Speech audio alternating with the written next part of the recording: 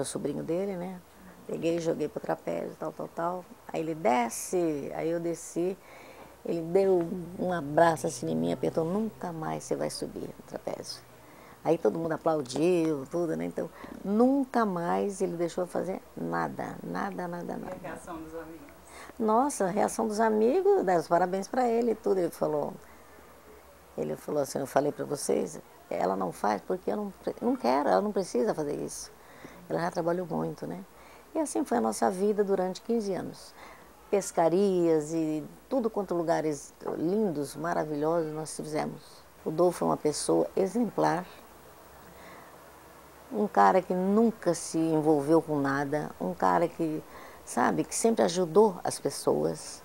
Inclusive, ele tinha muita pena dos empregados do circo. Como eu havia falado para você, a variante que ele comprou em 1970, zero.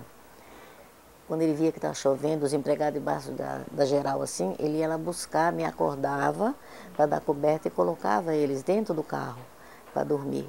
Ele protegia os empregados. Ele não podia ver ninguém sofrendo. Até hoje eu vivi uma mentira, porque a vida é uma mentira, é uma gostosa mentira, sabe?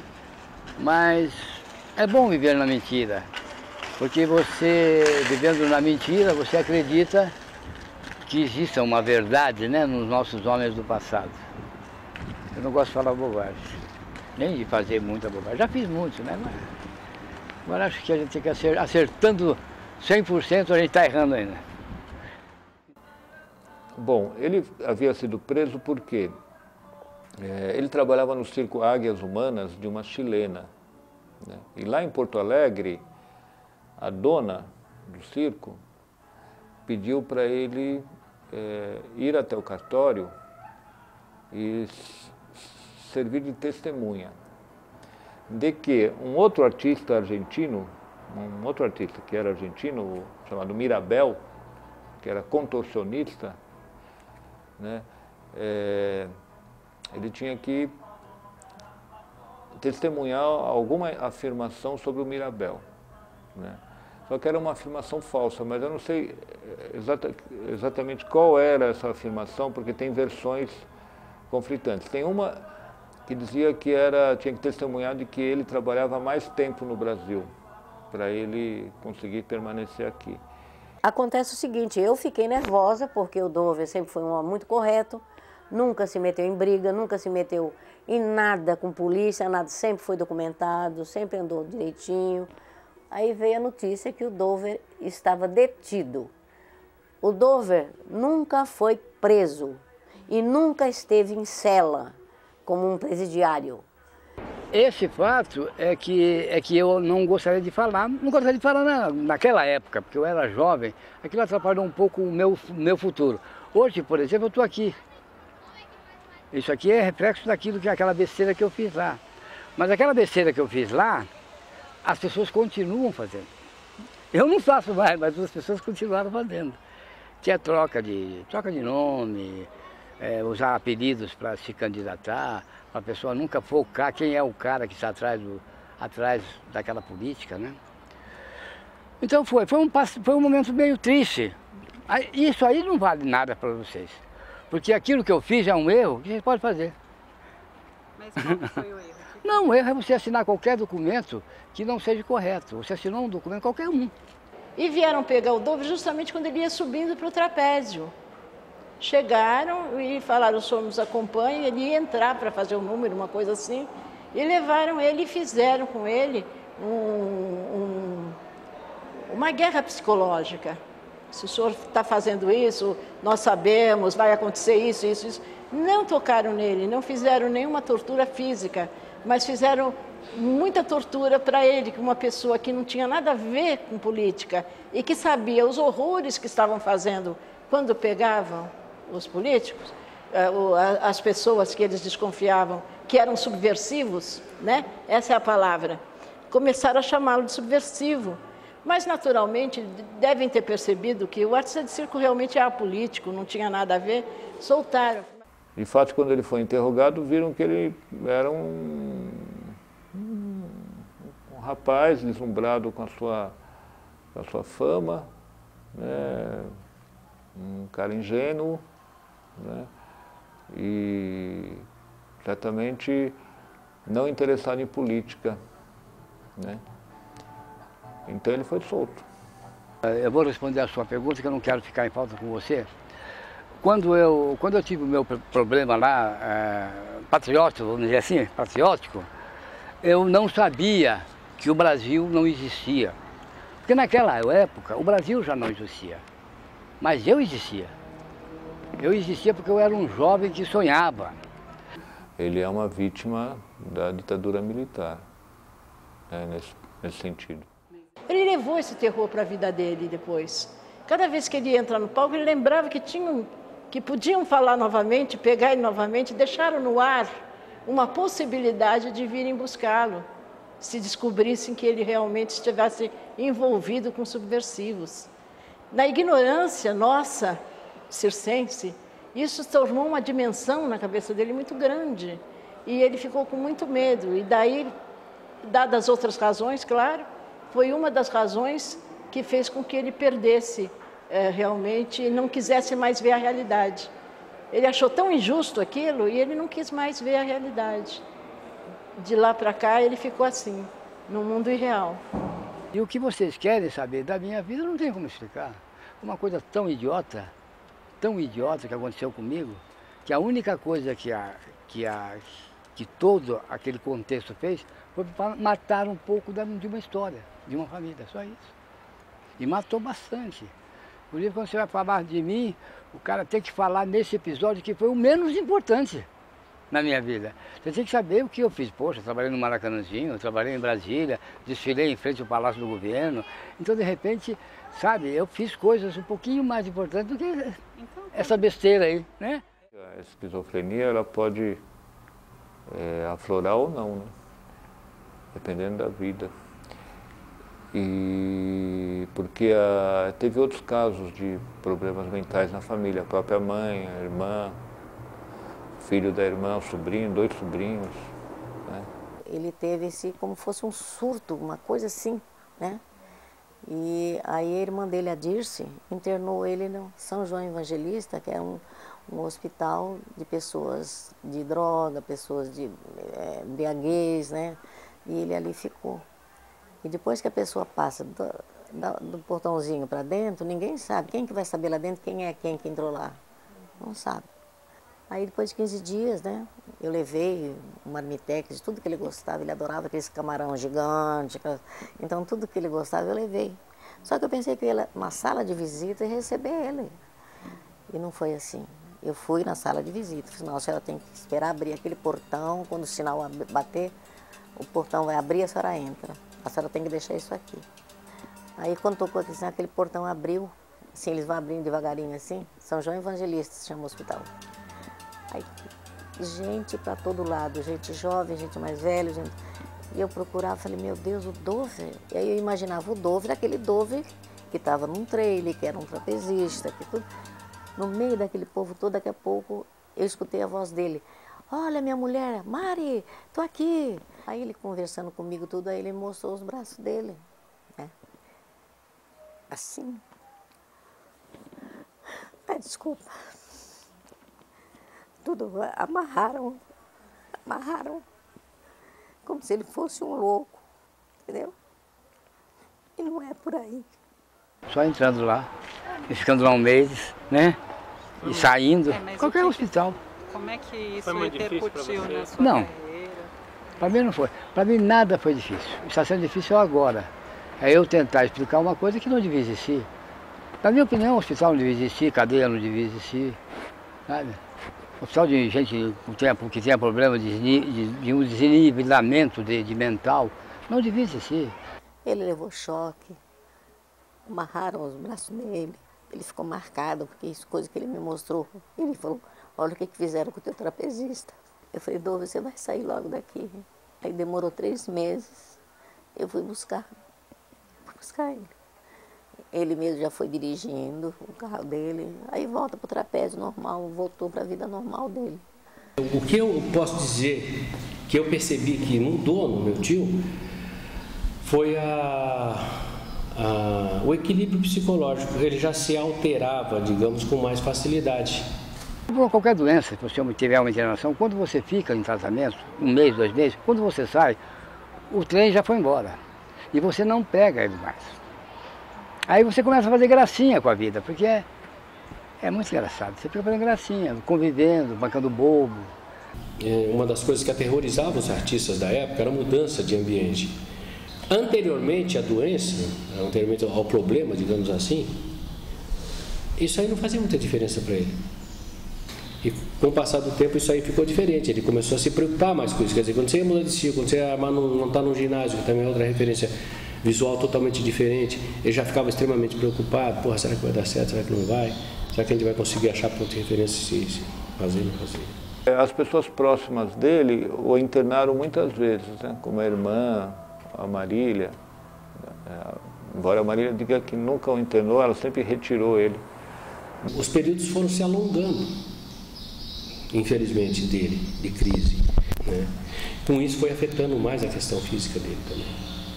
Aí, a partir de várias, ou tantas que eu nem lembro quantas, ele começou já a ter um rendimento menor quando ele voltava. Ele já não conseguia recuperar muito rápido, o que acabava influenciando na questão dos nossos contratos. Ele começou a causar uma influência também na questão financeira do grupo. É uma consequência lógica, natural, né? Então, a coisa foi dessa forma. Enquanto teve esse suporte financeiro, a gente fez o que pôde. Evidentemente, a vida levou para uma situação, que é lógico que ninguém de nós queríamos, né? E que a gente não conseguiu mais. Porque aí, eu casado, 2 filhos, outro casado, outro casado, quer dizer, todo mundo com N problemas a resolver. Ele ficava doente, internado, aí saía da internação, melhorava e voltava a trabalhar. Isso perdurou durante alguns anos. Até que um ano ele voltou da internação e viu que tinha outro no lugar dele, né? Geralmente ficava um no lugar dele temporariamente, mas dessa vez tiraram ele da trupe e ele ficou muito magoado com a própria família. Então, esse período que ele se afastou, não foi o período que nós afastamos, foi o período que ele teve que ficar afastado por causa da doença. Eu não oferecia condições de segurança nem para ele, né, principalmente para ele, e colocá-lo para trabalhar. Então, houve momentos, por exemplo, que nós levamos outro irmão, uma vez que ele teve uma crise, a gente levou o Dalton, que estava no Tiane, que hoje mora nos Estados Unidos, e o Dalton foi e ficou trabalhando com a gente um período de 3 semanas, ou 4, também não foi muito tempo, acho que foi 3 semanas, 21 dias, para passar aquela crise mais aguda, e ele já estava retornando, pronto, não houve necessidade de ficar. Não foi coisa de 6 meses, 1 ano, quer dizer, não houve uma substituição. Largaram ele, deixaram ele, eu e ele, a gente sem saber fazer nada. A única coisa que eu tinha de defesa, sabe que era? Uma máquina de algodão doce muito linda que ele me deu de presente. Quando nós fomos para outro circo grande, eles deixaram a gente fazer algodão doce, tal, né? Nessa época eu saía, feito uma desesperada para poder pegar dinheiro, porque ele não trabalhava mais. A família deixou ele do trapézio, era a única coisa que ele sabia fazer, né?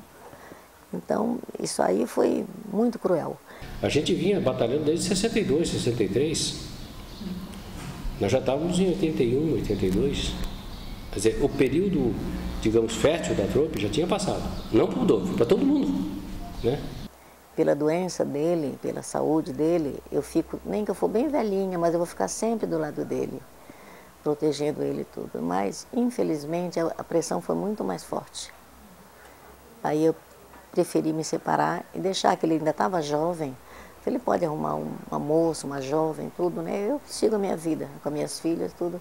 Por esse motivo, eu não tive nem coragem de falar para ele pessoalmente, cara a cara.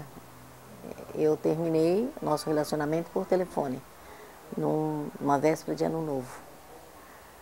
Ele falou, por quê, Mário? Porque eu falei, não, Dove, você é jovem, você vai arrumar outra pessoa e deixa eu seguir a minha vida da minha maneira. E desliguei o telefone e nunca mais eu vi o Dove. Ele morou na minha casa há muito tempo, depois ele morou na casa da minha mãe, e a minha mãe tomou conta dele enquanto ela teve vida, ela tomou conta e, de uma certa forma, ela era mesmo mãe dele, né? Porque como ela era mãe de leite, ela realmente era mãe dele. E ele tem um temperamento difícil também. Então, assim mesmo, ela deu toda a cobertura para ele, nunca faltou nada para ele. Ela morreu em 88. Até 88 ele estava amparado por ela. Depois de 10 anos que eu não vi o Dover, ele apareceu aqui no Sem Terra, onde nós conseguimos um apartamento aqui, né? Isso foi nos anos 90, 91, mais ou menos. Ele apareceu. Foi quando eu vi o Dover novamente. Eu falei, nossa, Dover, o que você está fazendo, né? Mas eu vi que ele já não estava muito legal, sabe? Ele falou, eu estou por aqui, não sei o quê. Então ele sempre saía, vinha, voltava, ia para a rua, voltava.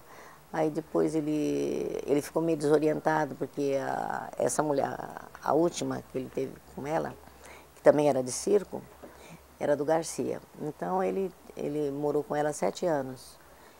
Mas só que ela não tinha aquela paciência.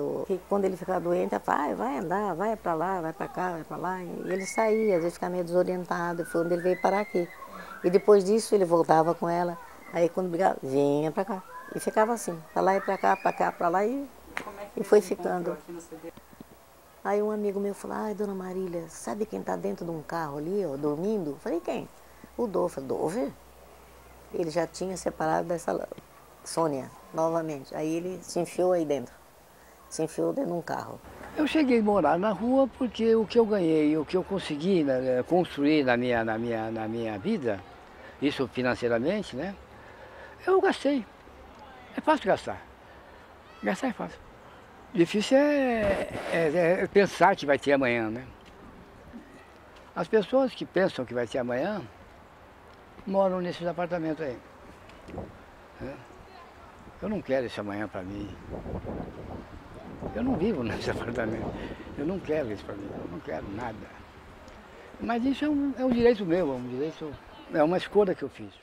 Eu cheguei há 3 meses na equipe da Estratégia de Saúde da Família e soube, pelos outros membros da equipe, que o Dover, que era um artista circense, estava morando na área num carro e ele era um paciente que tinha antecedente de problemas, transtornos, né?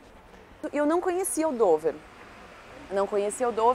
Aí um dia eu estava na unidade e as meninas, umas meninas, acho que era auxiliar, eu não lembro quem que era, entrou rindo na cozinha.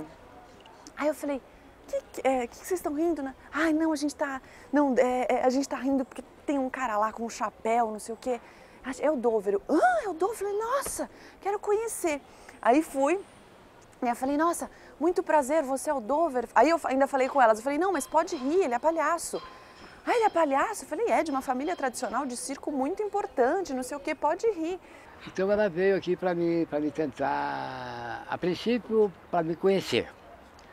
Aí veio, talvez me conheceu, não gostou tanto do visual, porque eu estou bastante em decadência aparental. Eu sou meio... Ela não gostou muito do que ela estava vendo. Aí ele ainda brincou nesse dia, ele falou assim, para ser palhaço só falta o nariz, né? Porque olha o sapatão. Só que o sapatão dele, que depois a gente começou a conversar, o sapatão dele, ele fala, ó meu sapatão, que o sapato do palhaço é grande, porque não é dele, né? Só que é uma brincadeira, isso no picadeiro, o palhaço ele é o desajeitado, é o que não se encaixa, então a roupa é grandona, o sapato é grandão, então... E o dele era grandão porque não era dele, porque ele é de rua. O Dover sempre foi contra a internação e eu também, eu sou assim informado pela antipsiquiatria, né? Mas teve um dia que ele estava aqui na frente do memorial, no meio da rua, com uma crise muito grande, né? E eu liguei para uma amiga minha que é casada com um psiquiatra e ela sugeriu de eu levá-lo na emergência psiquiátrica, senão ele ia morrer, ia ser atropelado. E aí tem os senhores, os doutores de medicina que fecham as clínicas dizendo que essas pessoas podem ser tratadas em casa e não podem. Então eu não acredito que nós temos um bom caminho para resolver esse problema nas famílias que sofrem com uma pessoa que tem distúrbio. Não se faz nada para consertar isso. Ele tem uma oscilação de humor muito grande. A primeira vez que eu vi o Dover, eu fiquei extremamente preocupada com o Dover, assim, muito preocupada, assim, pensando muito mais em abordá-lo de uma maneira mais formal mesmo, medicamentosa, enfim. E ele não aderiu à ideia de ser tratado dessa maneira. Na minha opinião, não deveria existir medicina ao grau que está. Porque agora eles trocam